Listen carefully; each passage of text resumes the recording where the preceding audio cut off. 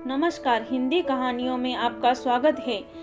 पेशवा बाजीराव 4 जनवरी 1721 में निजाम उल मुल्क असफ जह प्रथम से मिले और अपने विवादों को एक समझौते के तौर पर सुलझाया, पर तब भी निजाम नहीं माना और मराठों के अधिकार के खिलाफ डेक्कन से कर वसूलने लगा।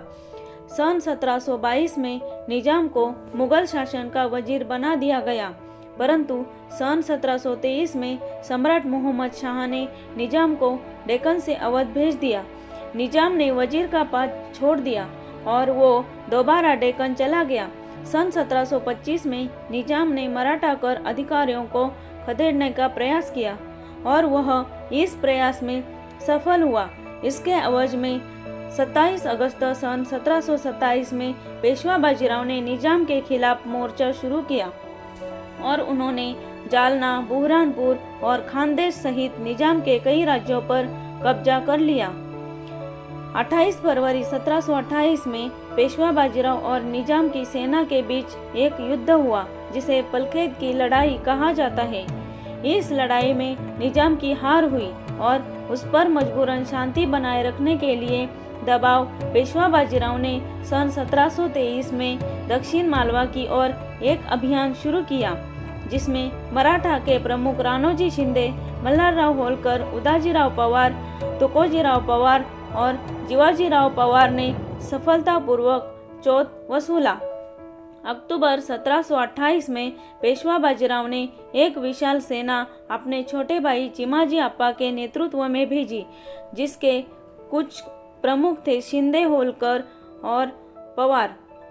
29 नवंबर 1728 को चिमाजी अप्पा की सेना ने मुगलों को अमझेरा में हरा दिया। बुंदेलखंड का अभियान। बुंदेलखंड के महाराजा छत्रसाल ने मुगलों के खिलाफ विद्रोह छेड़ दिया था, जिसके कारण दिसंबर 1728 में मुगलों ने मुहम्मद खान वंशज के नेतृत्व में बुंदेलखंड पर आक्रमण कर दिया और महाराजा के परिवार के लोगों को बंधक बना दिया। छत्रसाल राजा के बार बार पेशवा बाजीराव से मदद मांगने पर मार्च 1729 को पेशवा बाजीराव ने उत्तर दिया और अपनी ताकत से महाराजा छत्रसाल को उनका सम्मान वापस दिलाया।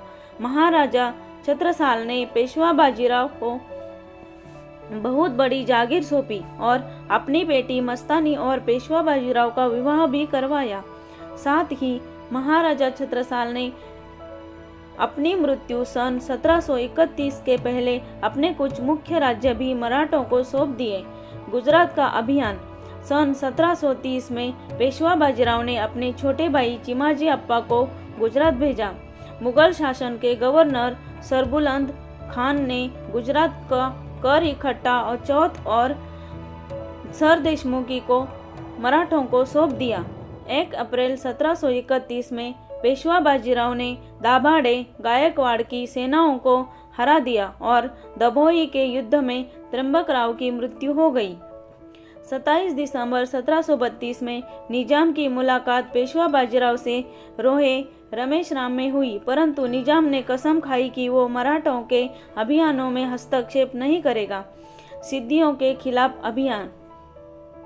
जंजीरा के सिद्धी मुस्लिम राजा एक छोटा राज्य पश्चिमी तटीय भाग और जंजीर के किले को संभालते थे, पर छत्रपति शिवाजी महाराज के मृत्यु के बाद वे धीरे धीरे मध्य और उत्तर कोंकण पर भी राज करने लगे।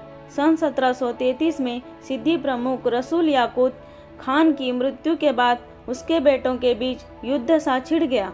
उनके एक पुत्र अब्दुल रहमान ने पेशवा बाजीराव से मदद मांगी, जिसके कारण पेशवा बाजीराव ने कान्होजी अंगारे के पुत्र सखोजी अंगारे के नेतृत्व में एक सेना मदद के लिए भेज दी। मराठों ने कोंकण और जंजीरा की कई जगहों पर काबू पा लिया और 1733 में ही उन्होंने रायगढ़ के किले पर भी कब्जा कर लिया। 19 अप्रैल 1736 में चिमाजी अप्पा ने सिद्धियों पर आक्रमण कर दिया, जिसके कारण लगभग 1500 से ज़्यादा सिद्धियों की मृत्यु हो गई।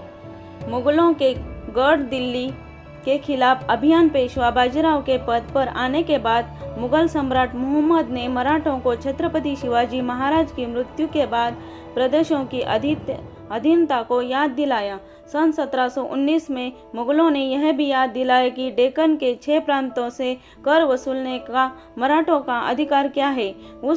उस वक्त निजाम उल मुल्क असफ जह प्रथम मुगल साम्राज्य वायसराय था। उसके दक्कन में नया राज्य निर्माण किया और मराठों को कर वसूली के अधिकार के लिए चुनौती दी। बहुत जल्द ही मराठों ने मालवा और गुजरात में भी प्रदेशों को प्राप्त किया। 19-20 साल के उस युवा पेशवा बाजीराव ने 3 दिन तक दिल्ली को बंधक बनाकर रखा था। मुगल बादशाह की लाल किले से बाहर निकलने की हिम्मत नहीं हुई। यहाँ तक कि 12वां मुगल बादशाह और औरंगजेब का नाती दिल्ली से बाहर भागने ही वाला था कि पेशवा बाजीराव मुगलों को अपनी ताकत दिखाकर वापस लौट गए। दिल्ली पर आक्रमण उनका सबसे बड़ा साहसिक कदम था। वे अक्सर छत्रपति शिवाजी महाराज के नाती छत्रपति शाहू महाराज से कहते थे कि मुगल साम्राज्य की जड़ों यानी दिल्ली पर आक्रमण किए बिना मराठों की ताकत को बुलंदी पर पहुंचाना मुमकिन नहीं है और दिल्ली को तो मैं कभी भी कदमों पर झुका दूंगा। छत्रपति शाहू महाराज 7 से 25 साल की उम्र तक मुगलों की कैद में रहे थे। वे मुगलों की ताकत को बखूबी जानते थे, लेकिन पेशवा बाजीराव का जोश उस पर भारी पड़ जाता था। जय हिंद।